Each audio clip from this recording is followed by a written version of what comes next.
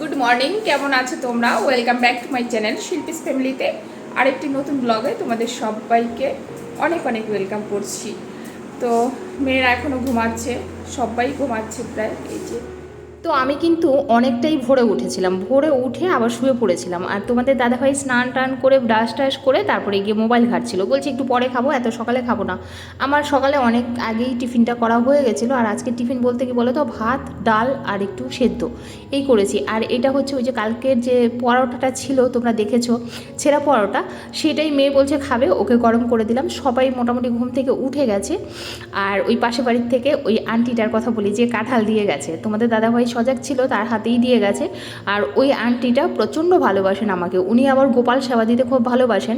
আর আমি যেহেতু একটু রাধাকৃষ্ণর ভক্ত, তাই ওনার সাথে আমার একটা মনের মিল আছে, একটা ভালোবাসা আছে। তো সব সময় গাছের কাঁঠাল তো প্রত্যেক বছরই উনি আমার ঘরে দিয়ে যান। আমি দেখো আজকে রান্না করছি শিলনোড়ায় বেটে। আর তোমার দাদা খুব সুন্দর না একদম জ্যান্ত মাছ এনেছে, রুই মাছ এনেছে। অনেক দিন পরে, আমরা রুই মাছটা খুব একটা খাই না এখন, না রুই মাছে খুব একটা টেস্ট থাকে না। তো আজকের মাছটা দেখে মনে হলো বোধহয় ভালো হতে পারে, যার জন্য ভাবছি একটু জিরা বাটা দিয়ে পাতলা করে একটু ঝোল করব দুপুরবেলা। আর করব হচ্ছে বেগুন ভর্তা। তার মধ্যে একটা কমেন্ট একদমই বলবো না, এই কমেন্টটা আমার খারাপ লেগেছে। কারণ তোমরা আমাকে যারা রেগুলার দেখো, অনেক আগের থেকে যারা দেখো, তারা জানো যে এই কথাগুলো অলরেডি আমি ক্লিয়ার করেছি। আমি নতুন করে যদি এইসব বিষয়ে কোনো কথা বলতে যাই, তাহলে হয়তো আমার ফ্যামিলি মেম্বার যারা আমার ভিডিও দেখেন, তাদের হয়তো ভালো লাগবে না। সব সময় তো একই কথা ভালো লাগে না, কারণ অনেক দিন আগে এই কথাগুলো আমি আমার ভিডিওতে ক্লিয়ার করেছি। আর মৌকে আজকে একটা কথা বলবো, মৌকে আমি যথেষ্ট ভালোবাসি, সে আমাকে খুব সুন্দর সুন্দর কমেন্ট করে, তাছাড়া অনেক সময় ভুল ত্রুটি হলেও বলে।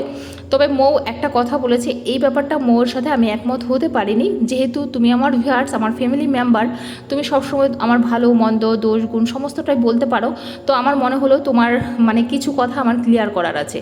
সেটা হলো, তুমি বললে যে তোমার যখন কাজের লোকের কাজ পছন্দই হয় না, তাহলে কেন রাখতে চাও? তাদেরকে সবসময় তুমি এরকম বলো, এর আগেও একবার বলেছো, তো তুমি কাজের লোক রেখো না। এটা তুমি ভুল বললে। কাজের লোক যদি না বলে 3 দিন মিস করে, সেটা যদি আমার ভিডিওতে আমি না বলতে পারি, তাহলে আমি কি করে ভিডিও করব বলো? এটা তো আমার ফ্যামিলির একটা অংশ, যে কিনা আমার ঘরটা মোছে। সে না বলে 3 দিন আসেনি, সেটা আমার ভিডিওতে আমি বলতে পারবো না? ওটা তো ওকে আমি সামনেও বলতে পারবো যে হ্যাঁ অল্পনা, তুমি কিন্তু 3 দিন আসোনি। আর ও হচ্ছে উপরে চাতালটা মোছে না, যেটা মোছে না সেটা আমি বলতেই পারি যে তুমি তো বলেছিলে উইকলি একবার মুছবে, সেখান থেকে তো তুমি মাসেও একবার মুছছো না। সেটা তো আমি অল্পনাকে সামনেও বলতে পারি।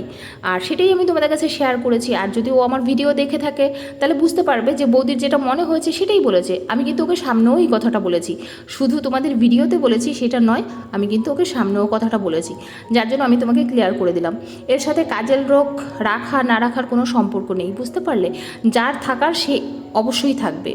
আর আমি কাজের লোকের সাথে ওই রকম ট্রিট কোনো দিনই করি না যারা সত্যিকারের কাজের লোকের সাথে করে।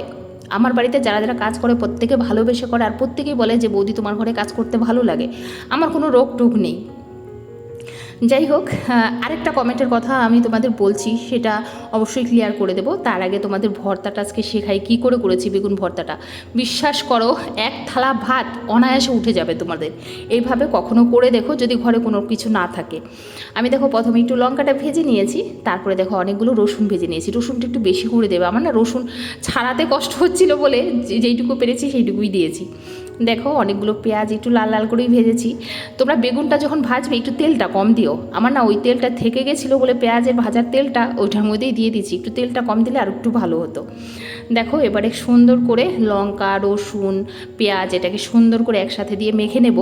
এক্সট্রা তেল দিতে হবে না, কেন বলো তো? যেহেতু বেগুনে পেঁয়াজে অনেকটা তেল দিয়ে ভাজা হয়েছে, এক্সট্রা তেল লাগবে না। এবার এই যে বেগুন ভাজাটা, এটাকে সুন্দর করে এটা দিয়ে মেখে নাও।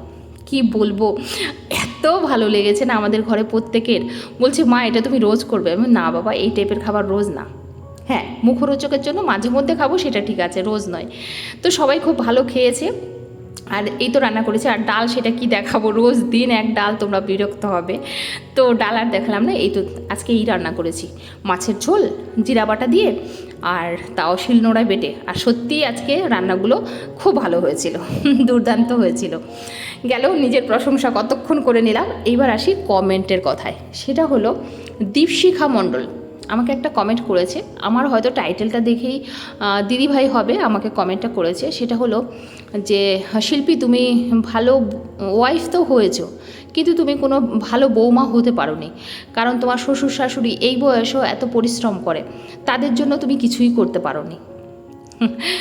তো এই কমেন্টটা পড়ে কতক্ষণ একটু হেসেছি আমি মনে মনে, কাউকে দেখাইনি যদিও, হেসেছি। কারণ এই বিষয় নিয়ে অলরেডি আমার চ্যানেলে কিন্তু ভিডিও দেওয়া আছে, যারা প্রথম থেকে দেখে তারা জানে যে একটা সময় আমি বলেছি, সেই কথাগুলো আমি আবার বলতে চাইছি না, একটাই কারণ আমার এইখানে বললাম না, আমার অনেক ফ্যামিলি মেম্বার যারা আছে তারা ভিডিও দেখেন, তারা হয়তো বলবে যে আমি আবার এই কথাগুলো নতুন করে তুলেছি। তবে তোমরা এই টাইপের প্রশ্নটা করেছো বলেই আজকে কিন্তু আমি এটা বলতে বাধ্য হচ্ছি। তোমরা পাড়া প্রতিবেশী বলো কিংবা আমার শ্বশুর শাশুড়িকেও কোনো দিন সামনে আনলে, এর আগে একবার তোমরা এইরকম একজন কমেন্ট করেছিলে, তারপর আমার শাশুড়ি মাকে এনে সামনে অনেক কথা তোমাদের সামনে আমি বলেছি মা তুমি কিছু কথা ক্লিয়ার করো, কারণ সবাই আমাকে প্রশ্ন করছে। তো মা অনেক কথা ক্লিয়ার করেছিল, সেই ভিডিওগুলো আমার এই চ্যানেলেই রয়েছে। আর আমার শাশুড়ি মায়ের সাথে আমার সম্পর্ক কেমন সেটাও আমার এই চ্যানেলেই রয়েছে, সেগুলো তোমরা দেখতে পারো। তবে বলতে পারো যে রিসেন্ট তোমরা অনেকেই বলেছো যে তোমার ফ্যামিলি মেম্বারকে দেখাও। এই তো এক সপ্তাহ আগে আমি একটা ভিডিও ছেড়েছি, সেটাতে কিন্তু আমি একদম টোটালি বলে দিয়েছি যে আমি সমস্ত রকম আত্মীয় স্বজনের থেকে নিজেকে অনেকটা দূরে রাখার চেষ্টা করব। এটা আমি ডিসিশন নিয়েছি। কেন বলো তো? নিজের জন্য। কারণ আত্মীয় স্বজন, ভাই বোন, সবাই আমি সবার কথা বলছি, যারা আমার রিলেটিভসের মধ্যে পড়ে সবার কথা বলছি। সবাইকে দেখেছি, সবাইকে ভালোবেসেছি, সবাইকে একসঙ্গে নিয়ে চলেছি, সবাইকে খাইয়েছি, সবাইকে পড়িয়েছি, সবাই আমার জন্য করেছে, আমি সবার জন্য করেছি। এই রকম খেলা অনেক হয়েছে। এইবার আমি এই এইসব অভিনয় বা খেলার থেকে একটু বেরিয়ে আসতে চাইছি, নিজের মতো করে, শুধু নিজের মতো করে নিজে বাঁচতে চাইছি। এটা এই তো এক সপ্তাহ আগে আমি তোমাদের কিন্তু ক্লিয়ার করে দিয়েছি যে আমি সমস্ত রিলেটিভস থেকে নিজেকে অনেকটা দূরে করে নেব। কিন্তু কেন, কি কারণ, এইগুলো আমি বলতে পারবো না। হ্যাঁ, তবে যদি কোনো দিন প্রয়োজন হয় হয়তোবা সেদিন অবশ্যই বলবো। আরেকটাও কথা, আমার যেসব ফ্যামিলি মেম্বাররা আমার ভিডিও দেখে তারা এইগুলো নিয়ে সমালোচনা করে, আমি ভিডিওতে কি বলি তোমাদেরকে।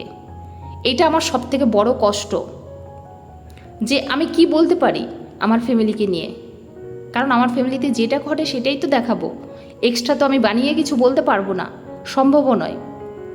তো এইটুকু বিশ্বাস আমার উপরে প্রত্যেকটা মানুষের রাখার দরকার। তো সেই বিশ্বাসটাই যখন নেই, সেখানে ফ্যামিলি কোথায়? অনেকটা সন্ধ্যা হয়ে গেছে দেখো, ভেবেছিলাম যে একটু বিকেলে এসে ওই যে নয়নতারা, সাদা নয়নতারা, দেখো পাখিতে কেমন ডাকছে, সাদা নয়নতারা টপটা আজকে লাগাবো। একটা নয়নতারা গাছ আছে, ভাই এনে নিচে লাগিয়েছে, সেটা সামনে এমনিও রাখবে না, সেটা তুলে দেবে। হ্যাঁ, তো ওইটাকে এনে ভাবছি এইখানে লাগিয়ে দেবো। ভেবেছিলাম আজকেই দেবো, আর এই যে রাত হয়ে গেছে এখন আর পারবো না, কালকে লাগিয়ে দেবো। আর দেখো পুকুর পাড়টা দেখো কেমন লাগছে। তোমরা খুব পছন্দ করো এই জায়গাটা, আমারও খুব প্রিয়। কি হাওয়া, এখানে আসলে আর ফ্যান লাগে না, এসি লাগে না, কিচ্ছু লাগে না, এত ভালো লাগে। আর অন্ধকার হয়ে গেছে, আমার মুখটা ওই জন্য কালো আসছে। তো চলো নিচে যাই, সন্ধে দেবো, সন্ধে দিয়ে তারপরে রাত্রে যেটা করব। তো চলো নিচে যাই। তুমি আমার সব ভিডিও দেখো না দীপশিখা, সব ভিডিও দেখো না, যার জন্য তুমি এই প্রশ্নটা করেছো। আমার সব ভিডিও দেখলে তুমি এইগুলোর উত্তর আমার ভিডিওতেই পেয়ে যেতে, অলরেডি অনেক ভিডিও করা আছে এইগুলো নিয়ে। তো চলো আর দেখো আমার এইখান থেকে পুকুরটা কতটা ভালো লাগে, আর তোমরা অনেকেই পছন্দ করো। আর সন্ধে হয়ে গেছিলো, আর তোমাদের সাথে একটু শেয়ারও করলাম। সত্যি এই জায়গাটা আসলে না, সব থেকে শান্তির জায়গা আমার এটা। এখানে আসলে ব্যাস মনটা কিন্তু অনেকটা শান্তি হয়ে যায়। আর ঠাকুর ঘর,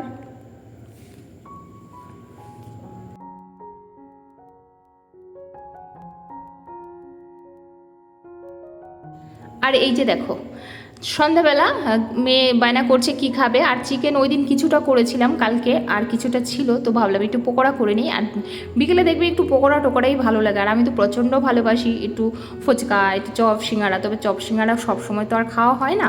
আর এই যে দেখো জানলাটা খুলে দিয়েছি, এত গরম হয়ে গেছে না ঘরটা, বলার মতো না। তো এই জন্য জানলাটা খুলে দিয়েছি। জানো তো একটা কথা বলি তোমাদের কাছে, আমি না একটা রিং লাইট অর্ডার করেছি, কারণ আমার ঘরে না একটু অন্ধকার লাগে, দিনের বেলায় না লাইট না জ্বালালে কিছু দেখাই যায় না। তো এই জন্য একটা রিং লাইট অর্ডার করেছি। এবার থেকে হয়তো বা এরকম অন্ধকার অন্ধকার ভিডিও তোমাদের আর দেখতে হবে না, একটু পরিষ্কার একদম ঝকঝকে হয়তো বা দেখতে পারবে, আশা রাখছি। তবে হ্যাঁ, 13 তারিখ না 14 তারিখ দেবে বলছে, এই কটা দিন একটু অ্যাডজাস্ট করেই তোমাদের দেখতে হবে। আর অবশ্যই জানো তো, মা ষষ্ঠীতে যাওয়ার জন্য খুব বায়না করছে যে ষষ্ঠীতে আয়, কিন্তু এই 2 মাস থেকে এসছি, এর মধ্যে আবার ষষ্ঠীতে যাব, মানে একদমই ইচ্ছে করছে না জানো তো। দাদা বলছে মেয়েদেরকে দে, ওদেরকে পাঠিয়ে দে, আমি নিয়ে যাই এসে। তো দাদা বারবার করেই বলছে যে 2 বোনকে নিয়ে যাই। দিদিও বলছে চল আবার 2 দিনের জন্য। আর আমার এই 2 দিনের জন্যই এত দূরে জার্নি করে যেতে ইচ্ছা করে না। এইমাত্র ঘর টরগুলো দেখলে কত পরিষ্কার করলাম এসে, আবার চলে যাব। আর গাছগুলোও জানো তো কেউ জলও দেবে না, তোমাদের দাদা ভাইয়ের এইসব ন্যাকই নেই, এই যে জল টল দেবে, বা আমি গেলে একটু ঠাকুরকে জল দেবে, কিংবা আমি চলে গেলে একটু ঘর ঝাড় দেবে, বা কিছু একটা হয় না যে বিছানা তুলবে, কিচ্ছু না। ওই বিছানাটাও সারাদিন ওইভাবেই পড়ে থাকে, ডিউটির থেকে আবার ওই বিছানায় এসেই শুয়ে পড়ে। এসে দেখি তোমার দাদাভাই যে জায়গাটায় শোয় না, ওই জায়গাটা জাস্ট ইয়েলো হয়ে গেছে, কারণ 2 মাস ধরে ওই বেড কাভারটা তুলছিল না। তো এই হয়েছে তোমাদের দাদা ভাইয়ের ব্যাপার। তো আবার গেলে আবারও ঘরটা আমার ওই রকমই হয়ে যাবে, যার জন্য ভাবছি যাব না।